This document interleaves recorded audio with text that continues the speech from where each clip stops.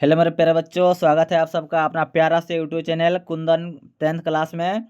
तो जैसे कि आप लोग एग्ज़ाम देके आ गए होंगे और आशा करते हैं कि आप लोगों का एग्ज़ाम बहुत ही अच्छा गया होगा, क्योंकि आज हिंदी का एग्ज़ाम था। तो आप लोगों के लिए आंसर की लेकर के आ गए हैं। आप लोग इसको मिला लीजिएगा, क्योंकि यहाँ पे बहुत ठीक है, बहुत ही लाजवाब और सटीक आंसर दिया जाएगा। तो आप लोग भी इस वीडियो के माध्यम से मिला लीजिएगा और अपना बतला दीजिए, कमेंट बॉक्स में बतला दीजिएगा कितना हम सही करके आए हैं। तो यहाँ पे हमारे पास सेट ई है।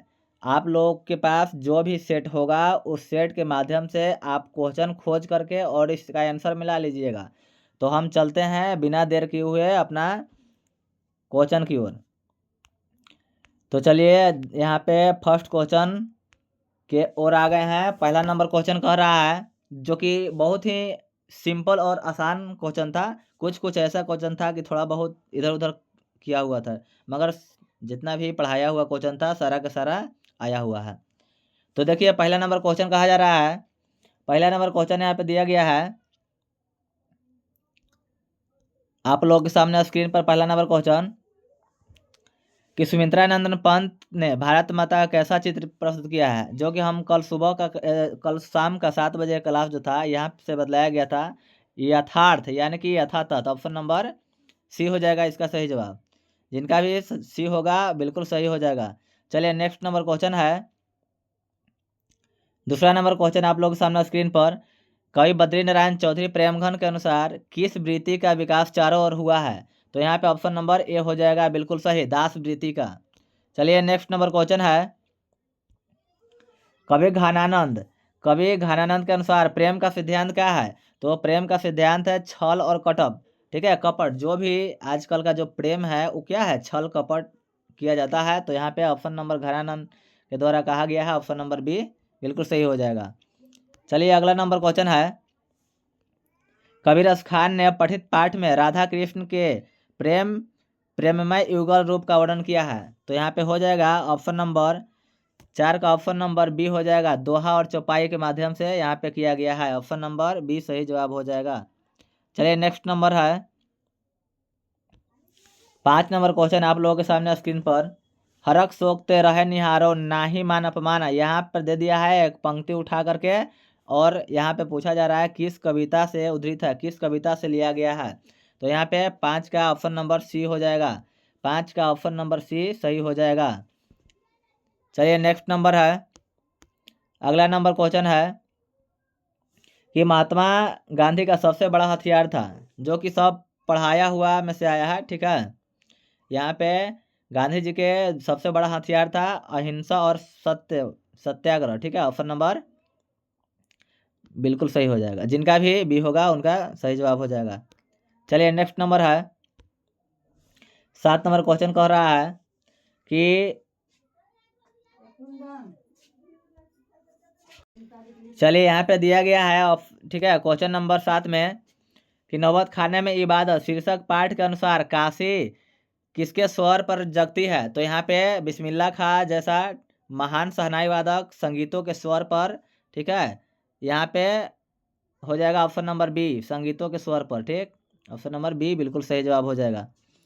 चलिए नेक्स्ट नंबर है। अगला नंबर है 8 नंबर क्वेश्चन कह रहा है कि वह आदमी नया गर्म कोट पहनकर चला गया विचार की तरह, कविता संग्रह के कवि कौन है? ऑप्शन नंबर 8 का अशोक वाजपेयी हो जाएगा, नहीं सॉरी, यहाँ पे ऑप्शन नंबर ए हो जाएगा, विनोद कुमार शुक्ल के द्वारा। अगला नंबर है अभिनयों में एकांत रचनात्मक प्रवास का अवसर किनको प्राप्त था? तो यहाँ पे अशोक वाजपेयी के द्वारा अभिनयों में किया गया था, जो कि 19 दिन रह करके, ठीक है, और यहाँ पे रचना किए थे एकांत माहौल में। नेक्स्ट नंबर है पंडित बिरजू महाराज। पंडित बिरजू महाराज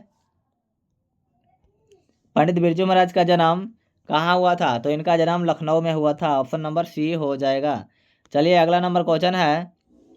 इनमें से पुल्लिंग शब्द चुनना है, तो आईना जो है वो पुल्लिंग शब्द है। ऑप्शन नंबर सी बिल्कुल सही हो जाएगा।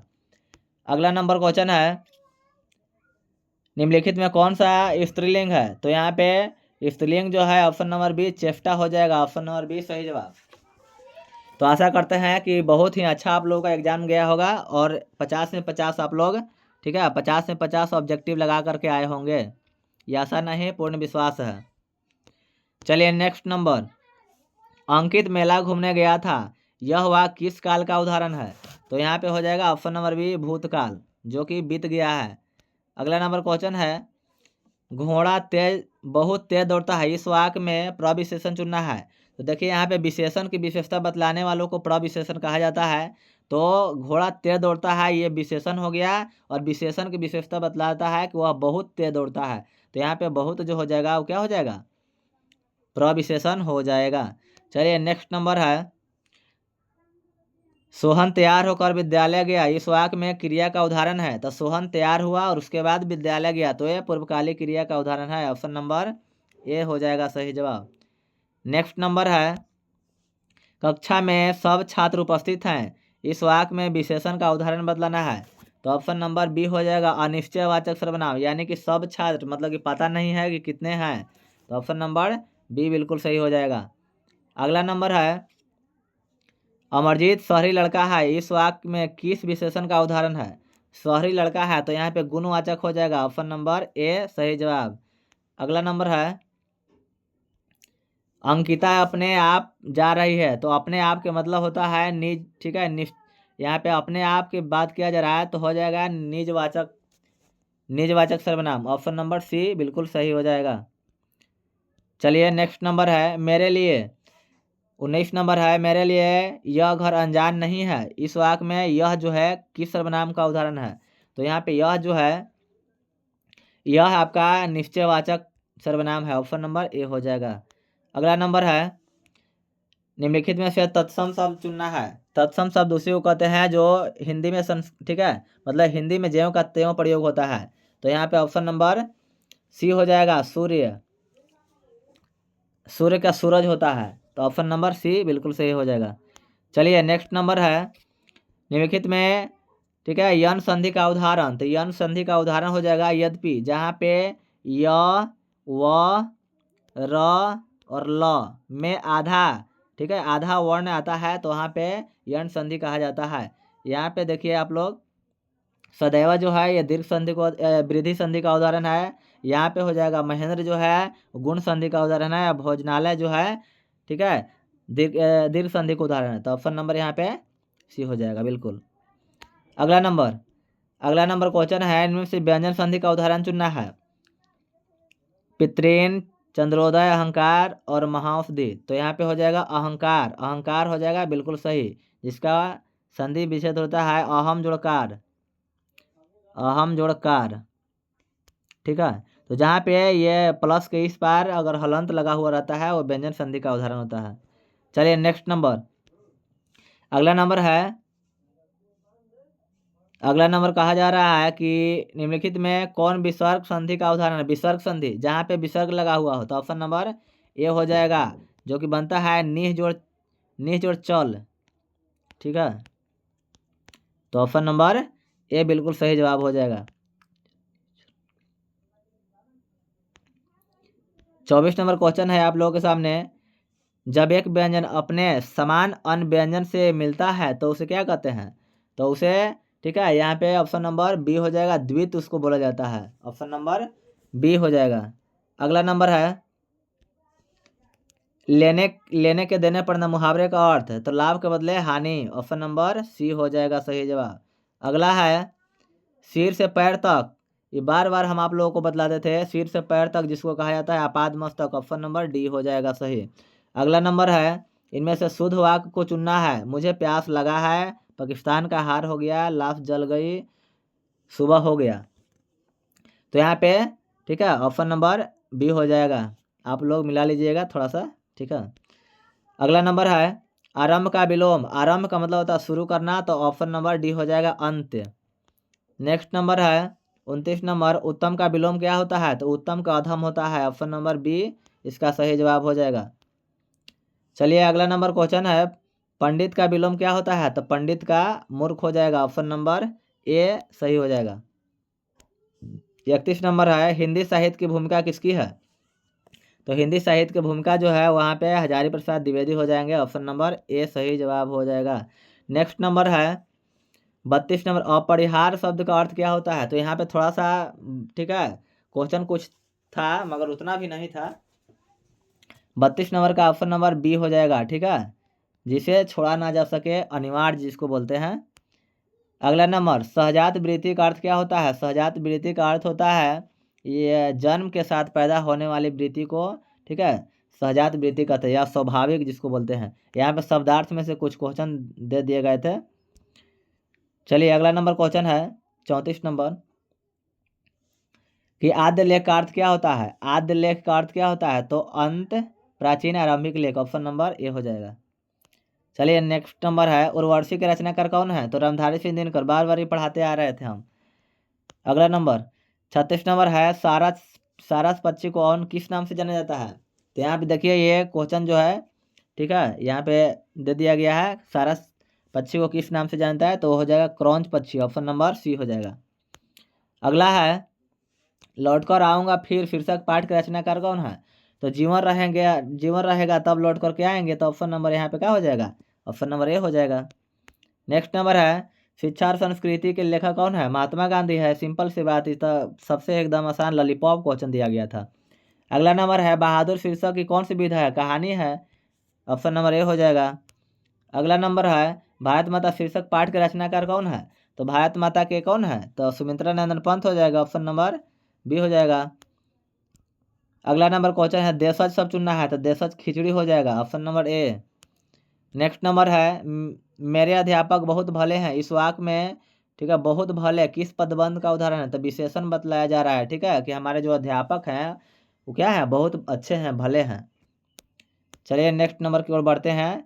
दिवाली, दिवाली जो है कौन सी संज्ञा है? तो दिवाली खास का बोध हो रहा है, तो हो जाएगा व्यक्तिवाचक संज्ञा। नेक्स्ट नंबर है जातिवाचक संज्ञा चुनना है।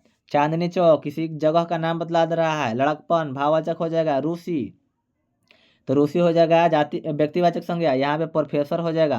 प्रोफेसर जैसा और प्रोफेसर होते हैं, तो यहाँ पे सभी जाति का बोध हो रहा है, तो ऑप्शन नंबर डी हो जाएगा। अगला नंबर है तेल किस संज्ञा का उदाहरण है? जिसे मापा या तौला जाए उसे द्रव्यवाचक संज्ञा कहते हैं। ऑप्शन नंबर सी हो जाएगा। इतना सिंपल क्वेश्चन रहेगा तो क्या होगा? 50 में 50 जो भी विद्यार्थी नहीं लाएंगे वो समझिए कि उनका पढ़ा हुआ बेकार है। अगला नंबर है निम्नलिखित में कर्मवाच्य का उदाहरण, ठीक है, तो वहाँ पे हो जाएगा अंजलि के द्वारा रोटी पकाई गई। ऑप्शन नंबर डी हो जाएगा। डी नहीं, सॉरी सी। अगला नंबर है आजीवन, ये कल ही हम बताए हैं आजीवन में कौन सा समास है? जहाँ पे आ लगा रहा है वो क्या हो जाएगा? अव्ययी भाव समास हो जाएगा। नेक्स्ट नंबर है 48 नंबर नर जोड़ ईस पदों की संधि बदलाइए, तो नर जोड़ ईस से बनता है नरेश। ऑप्शन नंबर सी सही जवाब। अगला नंबर है धरती कब तक घूमेगी, पाठ में मूल रूप से किस भाषा में अनुदित किया गया है? तो धरती घूमेगी तो हम लोग राज करेंगे, तो राजस्थानी भाषा में लिखा गया है। 50 नंबर क्वेश्चन है कि माँ शीर्षक पाठ के लेखक कौन है? तो माँ ईश्वर पेडलेकर, जो माँ होती है वो ईश्वर के समान होती है। ऑप्शन नंबर सी हो जाएगा। परिवर्तन में कौन सा उपसर्ग है? तो बतलाइए परिवर्तन, तो क्या हो जाएगा? परि हो जाएगा। ऑप्शन नंबर ए। इतना सिंपल क्वेश्चन है, बतलाइए। सुगम में उपसर्ग पूछ रहा है, सुगम में कौन उपसर्ग होगा? तो सु हो जाएगा। Option number B. Next number है 53 इंद्र का प्रवाची शब्द, तो इंद्र का प्रवाची शब्द पुरंदर होता है। ऑप्शन नंबर ए हो जाएगा। घर का प्रवाची शब्द पूछ रहा है, तो घर का प्रवाची शब्द निकेतन होता है। ऑप्शन नंबर डी सही हो जाएगा। अगला नंबर है आनंद का, आनंद का प्रवाची शब्द, आनंद मतलब होता है खुशी, प्रमोद, हर्ष, उल्लास। अगला नंबर है ठीक है, गुरु गुड़ चला चीनी, लोकोक्ति का अर्थ क्या होता है? तो हो जाएगा शिष्य का गुरु से बढ़ जाना, यानी कि जो शिष्य होते हैं, चेला होते हैं, वो गुरु से अधिक, ठीक है, बढ़ जाते हैं, आगे बढ़ जाते हैं। जहाँ गुरु रहते हैं वहीं पे वो भी रह जाते हैं।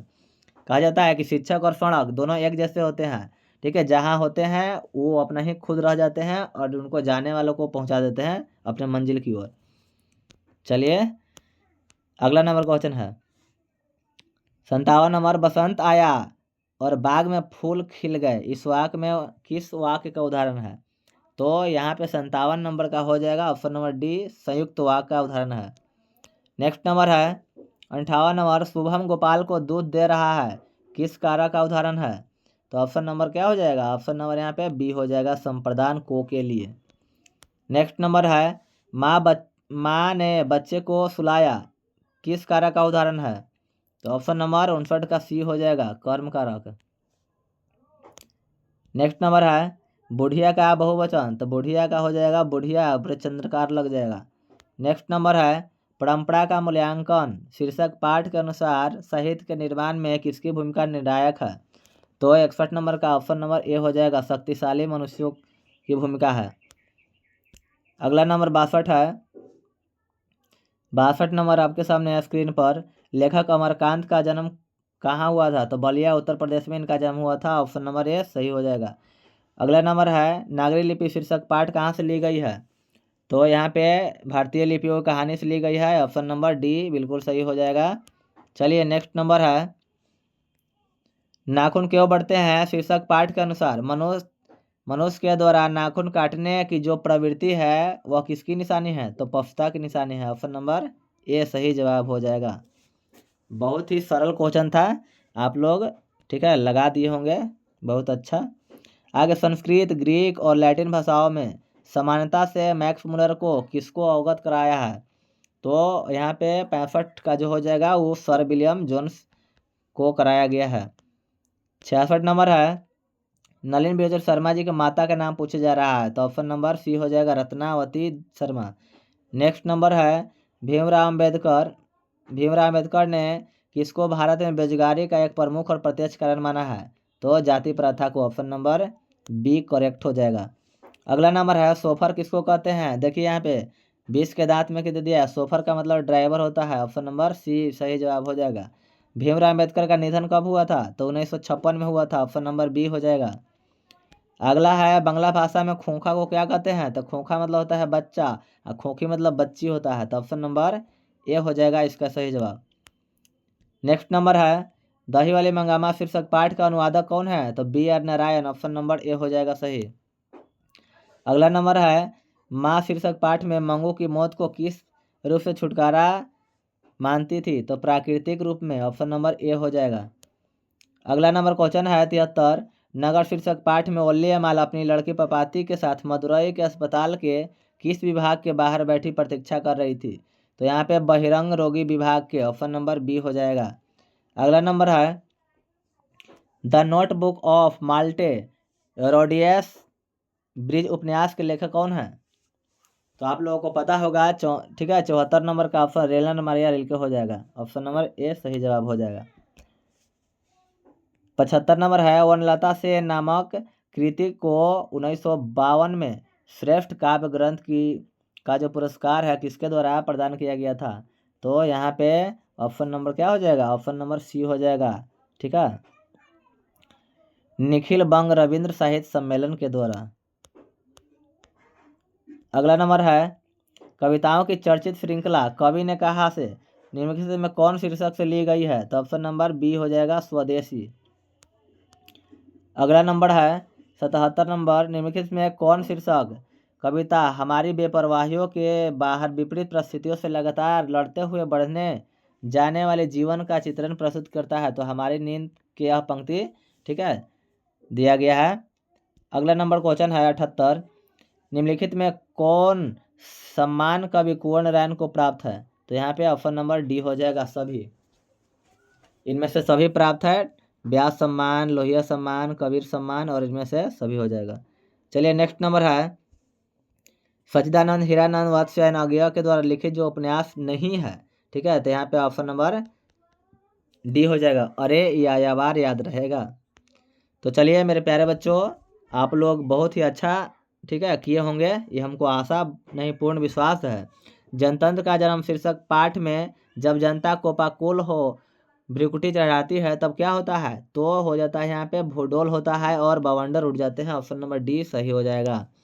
अगला नंबर है 81। कुल श्रेष्ठ किस तत्पुरुष समास का उदाहरण है, तो कुल श्रेष्ठ का मतलब होता है कुलों में, ठीक है, कुल में श्रेष्ठ, तो 81 का ऑप्शन नंबर बी हो जाएगा, अधिकरण में पर, ठीक है। अगला नंबर है चंद्रशेखर किस समास का उदाहरण है, चंद्रशेखर जिसके शेखर पर क्या हो, चंद्रमा हो, तो ऑप्शन नंबर ए हो जाएगा बहुब्रीहि समास, जो कि शंकर भगवान के ऊपर, ठीक है, रहता है। नेक्स्ट नंबर है गाय बैल किस समास का उदाहरण है। देखिए यहाँ पे गाय बैल दे दिया गया है, मगर यहाँ पे बीच में योजक चिन्ह नहीं दिया गया है, तो कुछ बच्चे यहाँ पे कंफ्यूज भी हो, ठीक है, हुए होंगे। तो गाय बैल यानी कि एक दूसरे के क्या है, विपरीत है। तो गाय बैल यहाँ पे हो जाएगा द्वंद्व समास, option number C. Next number है बाजार का विशेषण पूछा जा रहा है, ठीक है, बाजार विशेष का विशेषण, तो बाजार का ठीक है, बाजारू हो जाएगा, ऑप्शन नंबर डी।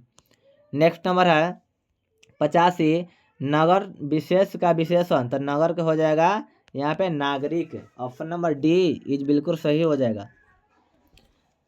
अगला नंबर है पर्वत विशेष का विशेषण, तो पर्वत का हो जाएगा पर्वतीय। इतना देखिए कितना सिंपल क्वेश्चन था, ठीक है। अगर आप लोग गलती किए होंगे तो समझिए कि क्या होगा, कितना हम पढ़े लिखे थे। शिक्षा में कौन सा प्रत्यय है, ठीक है, तो शिक्षा में तो आप रहते हैं, बिल्कुल सही। अगला है डाकू में कौन सा, ठीक है, प्रत्यय है, तो डाकू में ऊ हो जाएगा दीर्घ ऊ, ऑप्शन नंबर ए। नेक्स्ट नंबर है 89 हंसोड़ में कौन सा प्रत्यय है, तो ओड़ प्रत्यय हो जाएगा, ऑप्शन नंबर ए। अगला नंबर है अवकाश में कौन सा उपसर्ग है, तो अवकाश में अव हो जाएगा, option number C. 91 number question है द का उच्चारण स्थान, तो द का उच्चारण स्थान यहाँ पे दंत होता है, ऑप्शन नंबर सी हो जाएगा, बिल्कुल सही। 52, ठीक है, 92 नंबर है दंतोष्ठ का, ठीक है, दंतोष्ठ ध्वनि की उच्चारण स्थान इसमें से क्या होगा, तो वह का होता है दंत प्लस ओष्ठ से उच्चारण। अगला नंबर है दीर्घ ई का उच्चारण स्थान क्या होता है, तो दीर्घ ई का उच्चारण स्थान तालु से होता है, ऑप्शन नंबर बी सही हो जाएगा। अगला नंबर कह रहा है 94 में कि छंद शास्त्र में दीर्घ मात्रा को क्या कहते हैं, तो दीर्घ मात्रा को गुरु कहते हैं, ऑप्शन नंबर डी हो जाएगा। चलिए 95 नंबर क्वेश्चन कह रहा है निम्नलिखित में अल्पप्राण व्यंजन है, अल्पप्राण जो कि आप लोगों को कोड पता होगा, ठीक है, 135 यानी कि पहला, तीसरा और पांचवा होता है, तो यहाँ पे हो जाएगा, ठीक है। अब बताइए क ख तो नहीं होगा, और च छ ये भी नहीं हो जाएगा, ट ठ ये भी नहीं होगा, ग घ, ठीक है, ग घ अंग, अल्प प्राण पूछ रहा है, ठीक।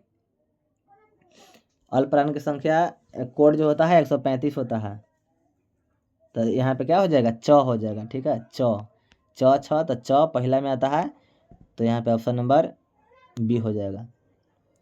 नेक्स्ट नंबर है निम्नलिखित में किसे द्विमात्रिक स्वर कहते हैं, तो द्विमात्रिक स्वर आप लोग पढ़े होंगे, ठीक है, दीर्घ स्वर को द्विमात्रिक स्वर कहते हैं और प्लुत स्वर को त्रिमात्रिक स्वर कहते हैं। चलिए नेक्स्ट नंबर है 97 नंबर क्वेश्चन नाद की दृष्टि से जिन व्यंजन वर्णों के उच्चारण में स्वर तंत्रियों में कंपन होता है उसे घोष वर्ण कहते हैं, ऑप्शन नंबर ए हो जाएगा, बिल्कुल सही जवाब। अगला नंबर है केवल मुंह से बोले जाने वाले स्वर वर्णों को क्या कहा जाता है, तो ये कहा जाता है निर्नुनासिक, ठीक है, निर्नुनासिक कहा जाता है, ऑप्शन नंबर ए सही हो जाएगा। अगला नंबर है 99 इनमें से अंतःस्थ व्यंजन कौन है, ठीक है, तो अंतःस्थ व्यंजन पतला होगा, य होता है, र होता है, ल होता है और वो होता है, य र ल व, ठीक है, तो यहाँ पे ल हो जाएगा, ऑप्शन नंबर ए। अगला नंबर है 100 नंबर निम्नलिखित में से कौन उस व्यंजन है, उस व्यंजन मतलब जगरा से उष्मा निकलता हो, तो यहाँ पे क्या हो जाएगा, मूर्धन्य स हो जाएगा, ठीक है, ऑप्शन नंबर ए बिल्कुल सही। तो चलिए आप लोगों को उम्मीद करते हैं कि आप लोग 50 में 50 अंक लाए होंगे, ठीक है, 50 में 50 आप लोग लाए होंगे, तो इसके लिए आप लोगों को बहुत बहुत धन्यवाद, ठीक है। चलिए तो इस वीडियो के माध्यम से आप लोग जो देख रहे हैं इस चैनल को सब्सक्राइब कर लीजिएगा, ठीक है, और जो अपने मित्र होंगे उन लोगों को भी शेयर करके और सब्सक्राइब करने के लिए बोल दीजिएगा, ताकि जो संस्कृत का जो ऑब्जेक्टिव होगा यहाँ पे लाइव शाम 7 बजे लाया जाएगा, तो आप लोग संस्कृत का भी आप लोगों को मजबूत करवा देंगे और क्वेश्चन जो है आपके एग्जाम में देखने के लिए मिलेगा। तो आप लोग बढ़िया से पढ़िए और कल मैथ का एग्ज़ाम है और अच्छा से मैथ को बनाइए, कोई दिक्कत नहीं होगा, आप लोगों का जो एग्ज़ाम है बहुत ही अच्छा जाएगा। तो चलिए इसके लिए आप लोग, ठीक है, अगला वीडियो के लिए तैयार रहे, ठीक है।